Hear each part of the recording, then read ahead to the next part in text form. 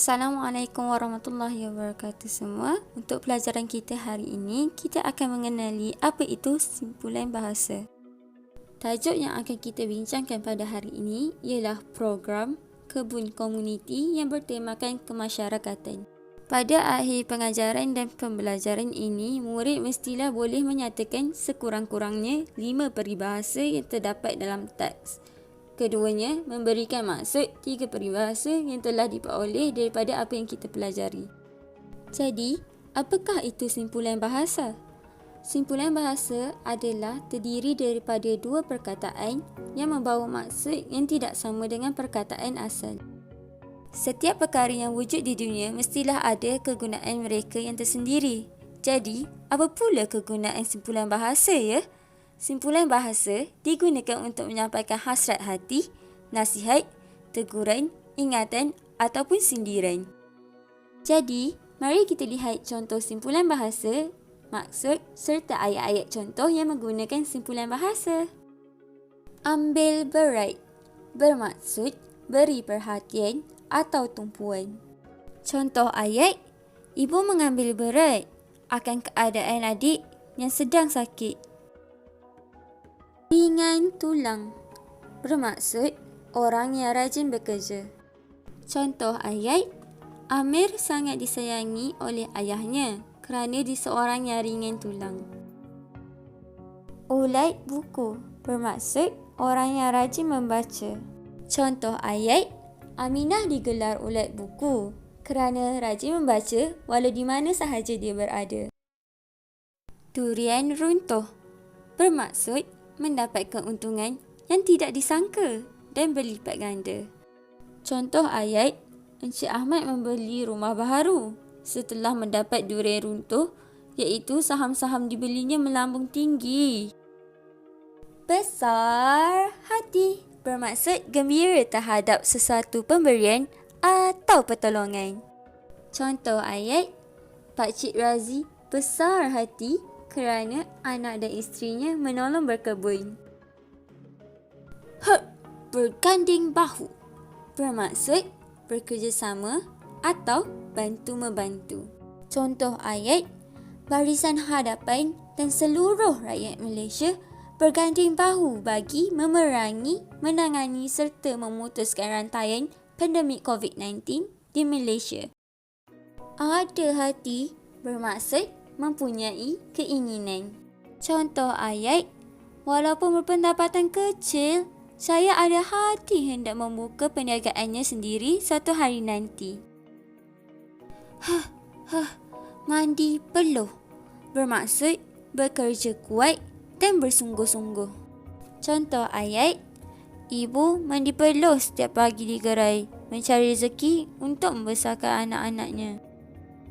Sekangkang kera bermaksud kawasan yang sangat sempit seperti tanah kawasan, tapak dan sebagainya yang tidak luas.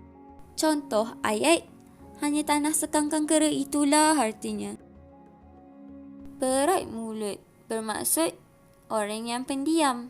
Contoh ayat, Luqman digelar berat mulut kerana jarang bercakap di dalam kelas. Mesti kalian penat dan mengantuk, bukan? Mari kita lakukan aktiviti. Mari kita teliti dan mengenal pasti simpulan bahasa yang baru sahaja kita belajar tadi. Baiklah, saya beri kalian semua 5 minit untuk mencari semua simpulan bahasa yang boleh anda kaitkan dengan aktiviti di dalam gambar.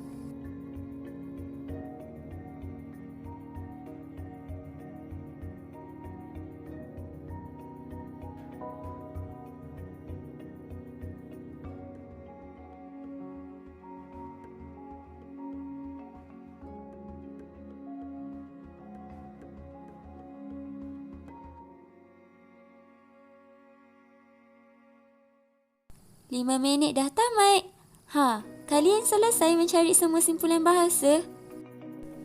Kalau sudah selesai, mari kita bina ayat dengan simpulan bahasa yang kita cari di dalam gambar tadi. Saya bagi kalian 5 minit untuk membina ayat menggunakan simpulan bahasa yang kita cari tadi.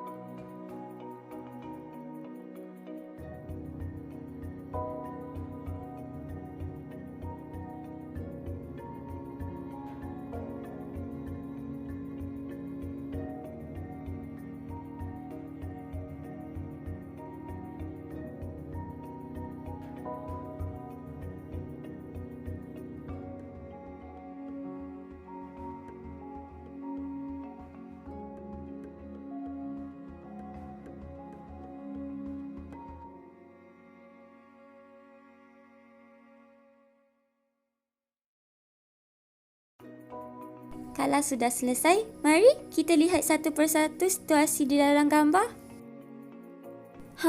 Jadi inilah simpulan bahasa yang baru sahaja kita belajar tadi.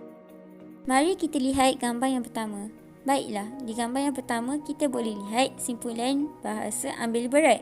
Contoh ayat yang dibina melalui gambar ini pula ialah penduduk Taman Impian ini ambil berat tentang kebun komuniti.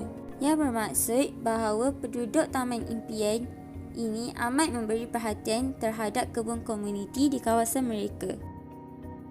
Di gambar kedua, kita menggunakan simpulan bahasa berganding bahu.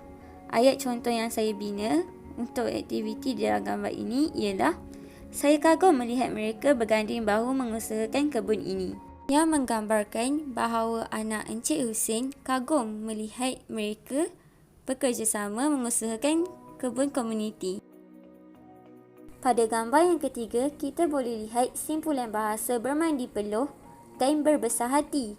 Ayat yang dibina melalui simpulan bahasa bermandi peluh ialah mereka kelihatan gembira walaupun bermandi peluh. Yang bermaksud mereka tampak gembira walaupun mereka bekerja keras. Dan ayat bagi simpulan bahasa berbesar hati pula ialah saya amat berbesar hati kerana ayah membawa kami ke sini. Yang bermaksud anak Encik Hussein sangat gembira kerana pemberian ayahnya iaitu melawat ke kebun komuniti.